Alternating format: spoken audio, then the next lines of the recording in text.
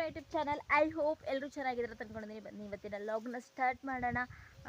ಇವಾಗ ಎಲ್ಲ ಸಂಜೆ ಕೆಲಸ ಅಂತೂ ಆಯಿತು. ಇದು ಸಂಜೆಯಿಂದ ಲಾಗ್ನ ಸ್ಟಾರ್ಟ್ ಮಾಡ್ತಾ ಇದ್ದೀನಿ. ಇವಾಗ ಸಂಜೆ ಕೆಲಸ ಎಲ್ಲ ಮುಗೀತು. ಇವಾಗ ನಮ್ಮ ಮಮ್ಮಿಯರು ಒಂದು ಸ್ವಲ್ಪ ಗೋಧಿ ರಾಶಿ ಮಾಡಿದ್ರು. ಗೋಧಿನ ತುಂಬಕತ್ತಾರ. ಈ ನೋಡಿ ಈಗ ಗೋಧಿ ಜೋಳ ಹಾಕೋದಕ್ಕಂತ ಹೇಳಿ ನಮ್ಮ ಕಡೆ ಈ ಥರ ಹೊಸ ಡಬ್ಬಿಗಳು ಬಂದವು. ಇವಾಗೆಲ್ಲ ಇವು ಬಂದು ತುಂಬಾ ವರ್ಷಗಳಾಯಿತು. ನಾವು ಇವಾಗ ತೊಗೊಂಡೇವಿ. ಅವರು ಈ ಡಬ್ಬಿಗಳು ಬೇಕಂದ್ರೆ ತೊಗೋಬೋದು ಅಂತ ಹೇಳಿ ಈಗ ಈ ಥರ ನಂಬರು ಕೊಟ್ಟಾರ. ಅಂದರೆ ಈ ಥರ ಡಬ್ಬಿಯಲ್ಲಿ ಹಾಕಿಟ್ರೆ ಕಾಳುಗಳೆಲ್ಲ ನುಸಿ ಆಗಲ್ಲ ಅಂತ ಹೇಳಿಬಿಟ್ಟು ಈ ಒಂದು ಬಾಕ್ಸ್ನ ರೆಡಿ ಮಾಡ್ಯಾರ. ಅವ್ರನ್ನ ಈ ಥರ ಬಿಸಿಲಾಗಿಟ್ಟು ಬಿಸಿಲು ಬೀಳಲ್ಲಿ ಇಡಬೇಕು, ಜಾಸ್ತಿ ನೆರಳಿರೋಲ್ಲಿ ಇಡಬಾರ್ದು. ಈಗ ಈ ಥರ ಕಾಳುಗಳನ್ನೆಲ್ಲ ತಂದು ಈ ಡಬ್ಬಿಲಿ ಹಾಕಿ ಮುಚ್ಚಿಟ್ರೆ ವರ್ಷಗಳ ಕಾಲ ಅವಕ್ಕೇನೂ ಆಗಲ್ಲ ಅಂಥೇಳಿ. ಇಲ್ಲಾಂದರೆ ಎಲ್ಲ ನುಸಿ ತಿಂದು ಗೋಧಿ ಎಲ್ಲ ಹಿಟ್ಟಿಟ್ಟಾಗ್ಬಿಡ್ತಾವು. ಎಷ್ಟೇ ಪುಡಿ ಹಚ್ಚಿದ್ರೂ ಗೋಧಿ ನುಸಿ ತಿನ್ನೋದು ಬಿಡೋದಿಲ್ಲ. ಹಾಗಾಗಿ ಈ ಥರದ ಡಬ್ಬಿಗಳನ್ನು ತರಿಸಿ ಇದರಲ್ಲಿ ಹಾಕಿಟ್ರೆ ಒಂದು ಸ್ವಲ್ಪ ದಿನ ಜಾಸ್ತಿ ದಿನ ಬಾಳಿಕೆ ಬರ್ತದೆ ಅಂಥೇಳಿ ಈ ಥರ ಡಬ್ಬಿಗಳು ತರಿಸ್ಕೊಂಡೇವಿ. 3 ಡಬ್ಬಿ ತರಿಸ್ಕೊಂಡೇವಿ ನಾವು ಟೋಟಲ್ ಆಗಿ.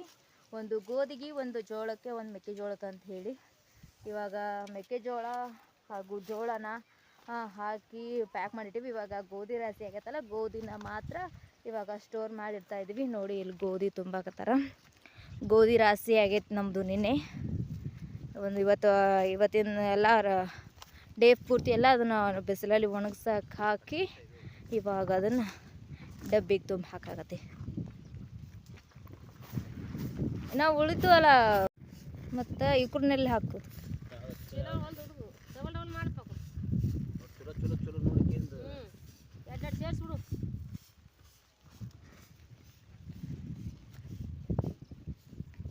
ಸೂರ್ಯ ಕಣ್ಣಿ ಕುಕ್ಕಾಕತ್ತಾನ. ಇನ್ನೂ ಇಲ್ಲ, ಹೊಲ ಎಲ್ಲ ಬಯಲಾಗೈತಿ. ಇವಾಗ ಎಲ್ಲ ರಾಶಿ ಬೇಸಿಗೆ ಕಾಲ ಬಂದ್ರೆ ಹೊಲಗಳೆಲ್ಲ ಖಾಲಿ ಖಾಲಿ ಖಾಲಿ ಇರ್ತಾವೆ. ಆ ಕಡೆ ಕಬ್ಬು ಚಿಗುತು, ಅದು ದೊಡ್ಡದಾದರೆ ಅದು ಹೊಲ ತುಂಬಿಕೊಳ್ಳುತ್ತೆ. ಆಮೇಲೆ ಮಳೆ ಬಂದ ಮೇಲೆ ಮತ್ತೆ ಬಿತ್ತಿದಾಗ ಈ ಒಂದು ಹೊಲ ಹಸಿರಾಗುತ್ತೆ.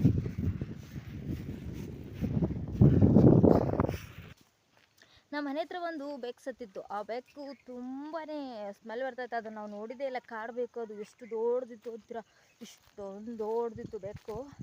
ಅದು ಸತ್ತು ಹೋಗ್ಬಿಟ್ಟಿತ್ತು. ಇವಾಗ ಇಲ್ಲಿ ನೋಡಿದ್ರೆ ಬೆಕ್ಕೇ ಕಾಣಿಸ್ತಾ ಇಲ್ಲ. ಎಲ್ಲಿ ಹೋಯ್ತು ಅಂತಲೇ ಗೊತ್ತಾಗ್ತಾ ಇಲ್ಲ. ನನಗನ್ಸು ಮಟ್ಟಿಗೆ ಸತ್ತು ಹೋಗಿರೋ ಬೆಕ್ಕು ಮತ್ತು ಜೀವಂತ ಆಯಿತಾ ಏನಪ್ಪ ಗೊತ್ತಾಗ್ತಾ ಇಲ್ಲ. ಇಲ್ಲೇ ಇತ್ತು ನೋಡಿ, ಅದು ಸತ್ತು ಹೋಗ್ಬಿಟ್ಟಿತ್ತು ಬೆಕ್ಕು.